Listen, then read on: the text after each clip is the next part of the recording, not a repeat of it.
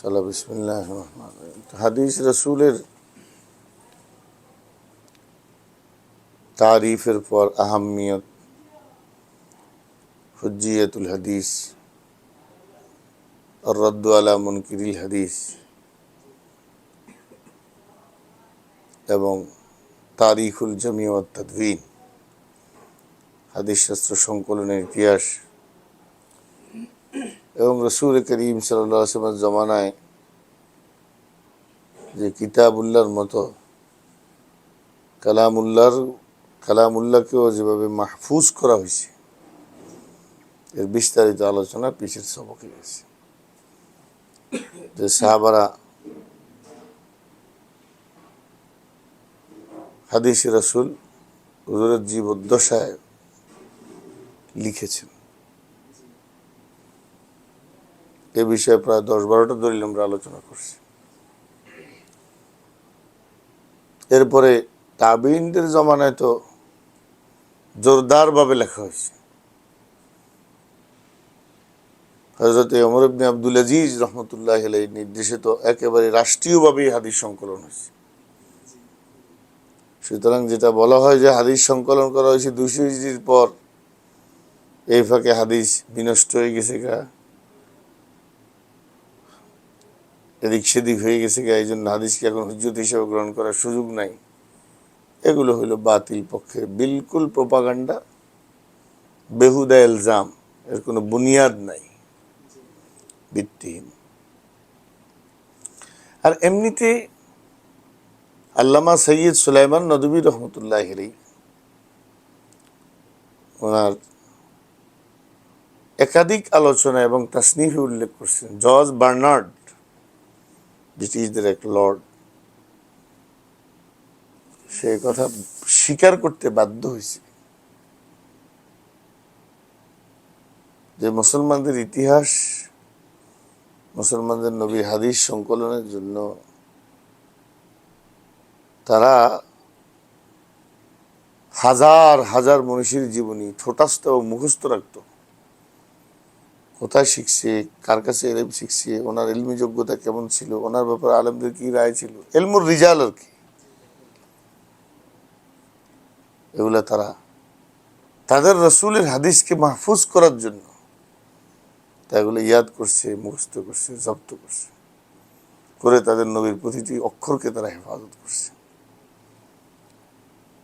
এ পর্যন্ত আল্লাহর দুশমনরা স্বীকার করতে বাধ্য এটা, যে হাদিস রাসূল বর্ণনার যে সূত্রগুলো আছে, এক একটা সূত্রের এক এক বর্ণনাকারী জীবনী যে চুলচেরা বিশ্লেষণ করার পর তার থেকে হাদিস গ্রহণ করা হয়। এই ক্ষেত্রে সবচেয়ে বেশি শাদীদ ছিলেন ইমাম বুখারী, যার সামনে আমাদের আলোচনা আসবে। ইমাম বুখারী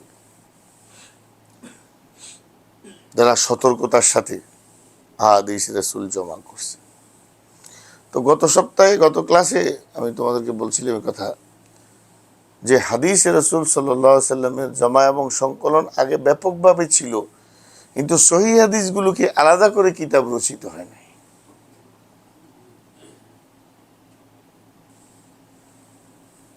সিহায়ে মুজাররাদা শুধুমাত্র সহিহ হাদিসের উপর রচিত প্রথম কিতাব সহিহুল বুখারী, তারপরে সহিহ মুসলিম, এরপরে শুধু সহিহ হাদিস সংকলনের কিতাবের আরো বহুত সংখ্যা আছে, যদিও এগুলোর সব হাদিস সহিহ হওয়ার ব্যাপারে উম্মত মুত্তাফিক না।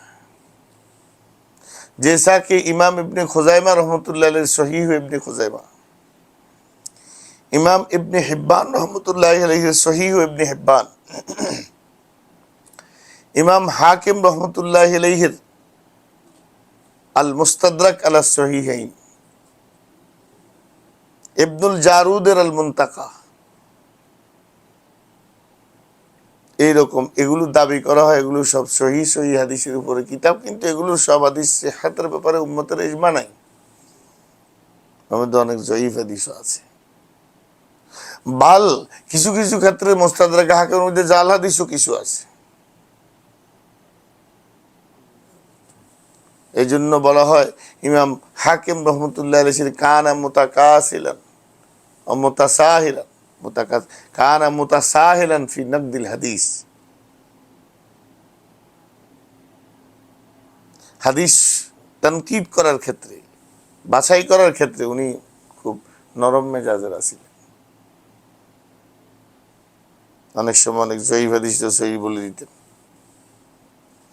এই জন্য হাকিমের মুস্তাদরাকের ব্যাপারে ইমাম যাহাবীর মতামত না দেখে হাকিমের তাসহিহ এবং তাযঈফের উপর এতেমাদ করা যাবে না। এছাড়া অন্যান্য সুনানি কিতাব যেগুলো আমরা পড়াই, আবু দাউদ শরীফ, তিরমিজি, নাসাই, ইবনে মাজাহ, সব মিলিয়ে সিয়াসেত্তা বলে ৬টা সহিহ কিতাব। আসলে ওই কিতাবগুলোর সব হাদিস সহিহ না, তবে আকসার সহিহ হওয়ার কারণে এগুলোকে সহিহর মধ্যে অন্তর্ভুক্ত করা হয়। তাহলে খোলাসায়ে কালাম হলো যে ইমাম বুখারী রাহমাতুল্লাহি আলাইহি এই সিলসিলা শুরু করছেন যে সহিহ হাদিসকে জমা করা। একটা সুয়াল এটা পয়দা হয় যে আগেকার মুহাদ্দিসিন কিরাম যারা ছিলেন, বড় বড় ইমাম বুখারীর উস্তাদরাই তো ছিলেন, ইমাম আহমদ ইবনে হাম্বল, যিনি যে 40,000 হাদিস উপরে হাদিস মুসনাদে আহমদ ইবনে হাম্বলে জমা করলেন। ইমাম আজম আবু হানিফা, ইমাম বুখারী রাহমাতুল্লাহি আলাইহি উস্তাদ ইমাম আবু বকর ইবনে আবি শাইবা, ওনার বিখ্যাত কিতাব আল মুসান্নাফ 16-17 হাজার হাদিস জমা করলেন। ওনার উস্তাদ অথবা উস্তাদের উস্তাদ ইমাম আব্দুর রাজ্জাক আস-সানাআনী, ওনার বিখ্যাত কিতাব আল মুসান্নাফ তিনি জমা করলেন। ইমাম বুখারীর আরেক উস্তাদ ইমাম দারিমি, তিনিও হাদিস অনেক জমা করলেন, কিন্তু তারা সহিহ হাদিসকে আলাদা করে জমা করলেন না কেন? তখন একটা মেজাজ এমন ছিল যে সমস্ত সহিহ হাদিস তো একখানে জমা করা যাবে না। এখন একটা সহিহ হাদিসের কিতাব যদি লেখা হয় তাহলে মানুষ এগুলোকেই হাদিস মনে করে বাকি সব বাদ দিয়ে দিবে। যে সাকি ফিতনা এমনও দেখতেছি আমরা, এখনো আছে। হ্যাঁ, বুখারী শরীফে যেহেতু সহিহ, বুখারী শরীফ যেহেতু আছে, বাকি দিলে টানাটানি করে লাভ কি? তাহলে এই ফিতনা যে আশঙ্কা সালাফদের কাছে ছিল, সে আশঙ্কা এখনো বাস্তবায়িত, এখনো সমাজের লক্ষণ দেখা যায়, এখনো এই জাতীয় ফিতনার লোক আছে। তো ইমাম বুখারী রাহমাতুল্লাহি আলাইহির জলিলুল কদর একজন উস্তাদ ইমাম ইসহাক ইবনে রাহওয়াই অথবা রাহওয়িয়া, সিবাওয়াইহের ওজনে রাহওয়াই, আর আরবি কায়দা মোতাবেক রাহওয়িয়া নিসবত। ওনার এই নামটা জব্দ করতে গিয়ে ইসহাক ইবনে রাহওয়াই হবে না রাহওয়িয়া হবে, এটাকে জব্দ করতে গিয়ে ইমাম যাহাবী আর সুয়ুতি, ইমাম সাখাবী, ওনাদের থেকে বর্ণনা আছে। ইমাম মিজ্জি রহমতুল্লাহ থেকে বর্ণনা যে আছে নুহাতরা রাহওয়াই পড়ে, আর মুহাদ্দিসিনরা রাহওয়িয়া পড়ে, বাকি দুটোটা সহিহ বা যেভাবে পড়া হবে। তো তিনি একদিন একটা তামান্না পেশ করলেন দর্সের মধ্যে, সবকের মধ্যে, আর এই আহাদিস রাসূলের সাথে সহিহ জয়ীফ একসাথে রয়েছে সব কিতাবে। লাউ কামা শাবুন নাকিয়ুন যু হিম্মাতিন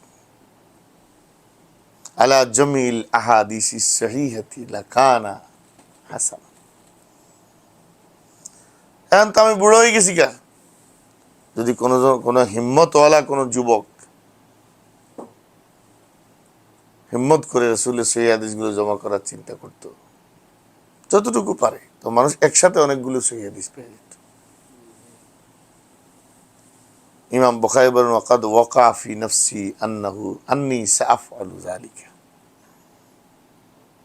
বা আযামতু, আমি তখনই আযম করছি দর্শে বসে ইনশাআল্লাহ এই কাজটা আমি করব। ওয়া হাযাল্লাযী হামালানি আলা জামিইস সহিহ, আমার ওস্তাদের এই তামান্নাটা, এটাই আমাকে সহিহ বুখারী জমা করার ক্ষেত্রে উদ্বুদ্ধ করেছে। তো তিনি প্রথম সহিহ মুজাররাদ শুধুমাত্র সহিহ হাদিস জমা করতেন। আল্লাহ তাআলা এই কাজের জন্য ওনাকে ইন্তেখাব করছেন এবং সেই সালিকার মালাকাও আল্লাহ দিয়ে দিয়েছেন। কুল্লুম মুয়াসসারুল লিমা খুলিকা লাহ, বলো না, কুল্লুম মুয়াসসারুল লিমা খুলিকা লাহ। আল্লাহ যারে যেই কামের লেগে বানাইছে তার লেগে এই কাম আসান। হযরত খালিদ ইবনে ওলীদ আল্লাহ বানাইছে হ্যাঁ দুশমনদের সাফাই করার জন্য। তো মুতার যুদ্ধের সময় বুখারীতে পড়বা মাগাজিতে মুতার যুদ্ধের সময় খালিদ বলেন লাকাদ কুতিয়া তিসাতু আসিয়াফিন অথবা কুতিয়াত তিসাতু আসিয়াফিন, 9টা তরবারি, শুধু বাটটা হাতে রয়েছে তরবারি উড়ে গেছে গা। ওয়ালাম ইয়াবকা ইল্লা সুফাইহাতুল ইয়ামানিয়া, এরপর একটা ইয়ামানি ছোট্ট ছুরি আছিল, এইটা দিয়েও কয়েকশো সাইজ করছি। আচ্ছা, একটা তরবারি দিয়া 14 পুরুষ যুদ্ধ করতে পারে? যেমন রাসূলের কাছে বিখ্যাত জুলফিকার, হযরত আলী হইয়া হাসান হুসাইন হইয়া এখনো জাদুঘরে আছে তরবারি। খোদ আল্লাহর নবী লড়াই করছেন এই তরবারি দিয়ে। হযরত জুবাইর ইবনুল আওয়ামের তরবারি ব্যাপারে তো বুখারী মুসলিমে হাদিসই আছে।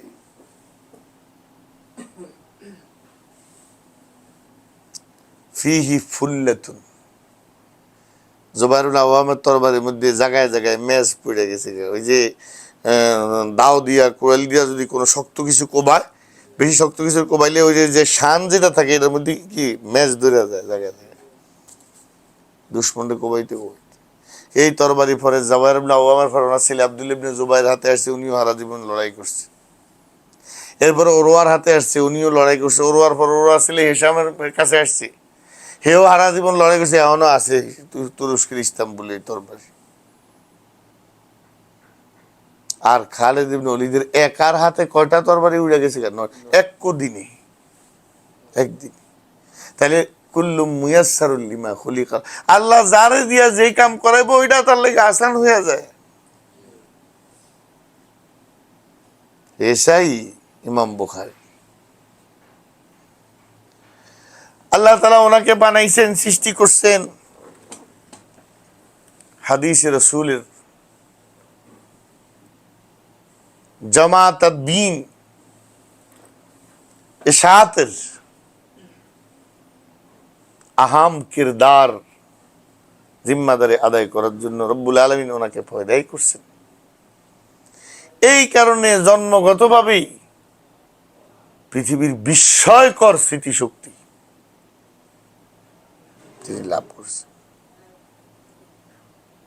যা শুনতেন জীবনে কোনোদিন ভুলতেন না। তো এই ইমাম আবু আবদুল্লাহ, ওনার কুনিয়ত কি বলো? আবু আবদুল্লাহ। ওনার নাম মোহাম্মদ, ওনার লকব আল হাফিজু আল হুজ্জাতু আমিরুল মুমিনিন।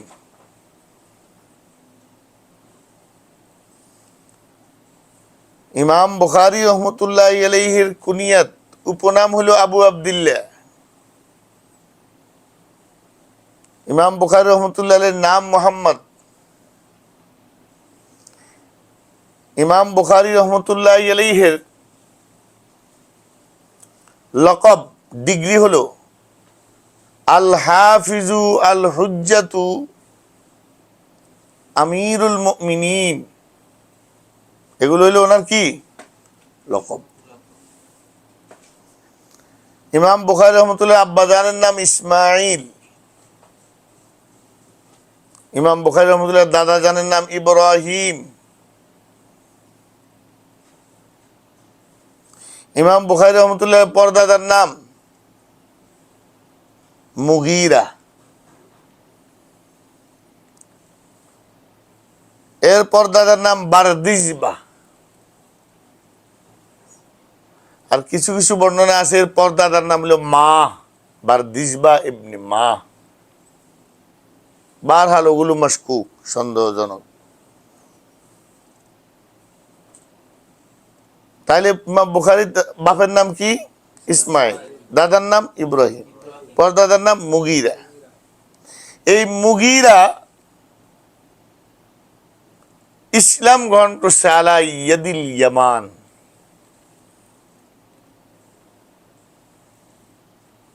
এক মহান ব্যক্তির কাছে, ওনার নাম ছিল ইয়ামান। কি নাম? এই ওনার দিকে নেসবত করে ওনাকে ইয়ামানিও বলা হয়।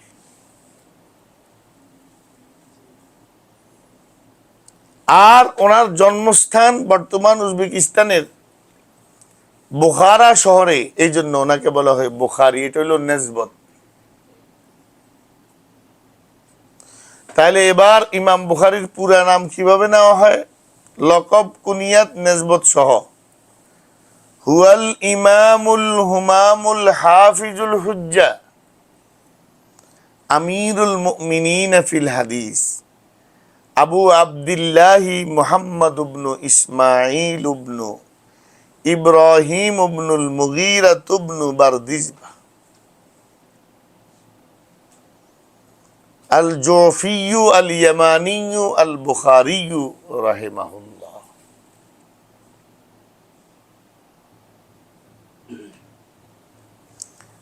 যদি হালাত রফা দিয়ে পড়ো তো হুয়াল ইমামুল হুমামুল হাফিজুল হুজ্জা আমিরুল মুমিনিন ফিল হাদিস আবু আবদুল্লাহ মুহাম্মদ ইবনু ইব্রাহিম ইবনুল মুগীরা তিবনু বারদিজবাতা আল জুফি। আর তোমরা যেভাবে সনদ হিসাবে অবি সানাদিল মুত্তাসিল মিন্না ইলা শাইখিল ইমামিল হুমামিল হাফিজুল হুজ্জা হালাতে জরের মধ্যে আমিরুল মুমিনিন ফিল হাদিস আবি আবদুল্লাহ মুহাম্মদ ইবনে ইসমাঈল ইবনে ইব্রাহিম ইবনুল মুগীরা ইবনে বারদিজবাতা আল জুফি আল ইয়ামানি আল বুখারী রাদিয়াল্লাহু তাআলা আনহু। ইমাম বুখারী রহমতুল্লাহ আলাইহির পূর্ব খানদান এরা কি আরবি, তুর্কি না আজমি? মানে খোরাসানের আসল, এটা নিয়ে তিন মত। আমরা এইসব বহসে যাই না। এক মত আছে ইমামে আজম আবু হানিফার পূর্ববর্তী খানদান এরা আরব থেকে আসছে, আরবি। আরেক বর্ণনা মতে তুর্কি, তুর্কুল আসল। আরেক বর্ণনা মতে উনি খোরাসানের আজম। তো তুরুকও আজম, কিন্তু তুরুক একটা খাস বংশ হওয়ার কারণে এটাকে আলাদা উল্লেখ করা হয় আজমের মধ্যে তুর্ক। ইমামে আজম আবু হানিফা রহমতুল্লাহ আলাইহির মূল ভাষা ছিল ফার্সি। এই জন্য এই চাপ বুখারী শরীফে এখনো আছে। যেমন বুখারী শরীফের মধ্যে হাদিস আনছেন তিনি, রাসূল করিম সাল্লাল্লাহু আলাইহি সাল্লাম কারো নাম মালিকুল আমলাক রাখতে মানা করছেন। ইমাম বুখারী বুঝাই দিতেছেন যে মালিকুল আমলাকের অর্থ ইউকার লাহু শাহানে শাহ, ওই শাহেন শাহ, ওই ফার্সি দিক বুঝাই দিচ্ছি।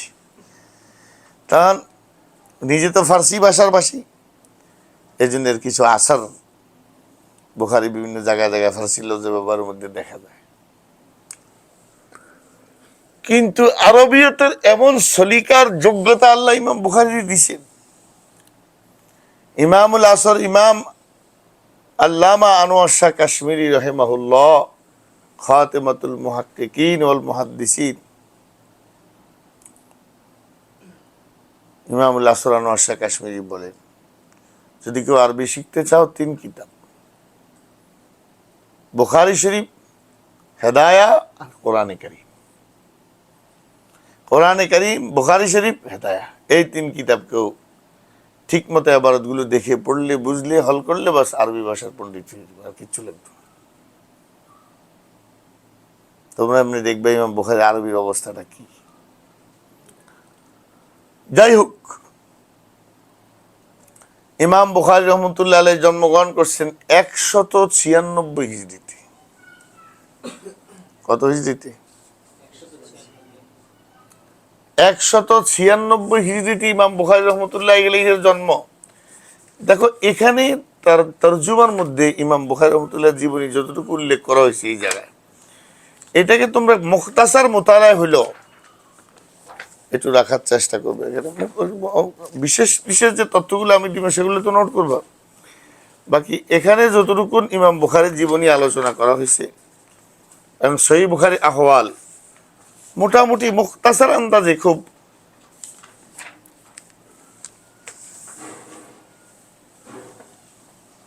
হযরত আহমদ আলী সাহারানপুরী রাহিমাহুল্লাহ উনি ইমাম বুখারী রহমতুল্লাহ আলাইহির সাওয়ানের উপরে মুখতাসার করে লিখছেন, কিন্তু আহাম সব কথা নিয়ে আসছে। তো এখানে তিনি উল্লেখ করতেছেন যে ইমাম বুখারী রহমতুল্লাহ আলাইহি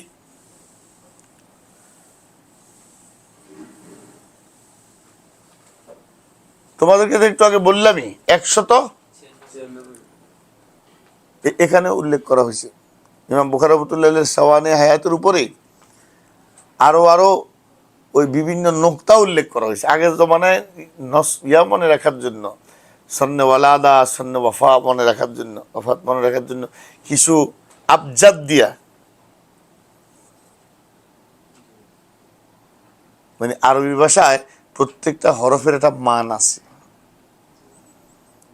ওইটার মান এত, ওইটার মান এত, ওইটার মান এত, এই সবটি দিয়া একটা সংখ্যা বানায়।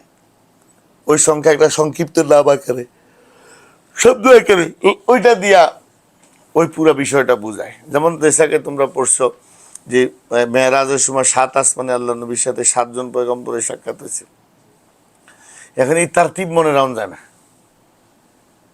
ইয়ার লেগা এরা আরবি ভাষায় একটা মুখতাসার রূপ বাইর করছে, আইয়াহুম ইব্রাহিম অথবা আইয়াহুমা। আলিফতে হইল আদম, আইনতে হইল ঈসা, ইয়াতে হইল ইউসুফ, আবার আলিফতে হইল ইদ্রিস, আবার হাতে হইল হারুন, মিমতে হইল মুসা, আর ইব্রাহিম তো ইব্রাহিম। তাহলে আইয়াহুম ইব্রাহিম মানে ইব্রাহিম সবারই পিছনে ফেলে দিছে, তার অর্থ ইব্রাহিম সবার শেষে। কালামার শব্দটা অর্থ ঠিক আছে, আবার এর দ্বারা তার তীব্র বোঝা যায়, মানে আর ভুলের কোনো সুযোগ থাকে না। এরকম আবজাদ করে আগের জমানায় নামরে জব্দ করার চেষ্টা করা হতো, যাতে করে না ভুলে। তো আবজাদের কয়েকটা রূপ এখানে দিছি। আগামী সবক ইনশাল্লাহ আমিও আবজাদের কিছু, ইমাম বুখারীর জন্ম এবং মৃত্যু সনের আবজাদের কিছু নমুনা তোমাদের সামনে দিব ইনশাল্লাহ। সুবহানাল্লাহি ওয়া বিহামদিহি, সুবহানাল্লাহ।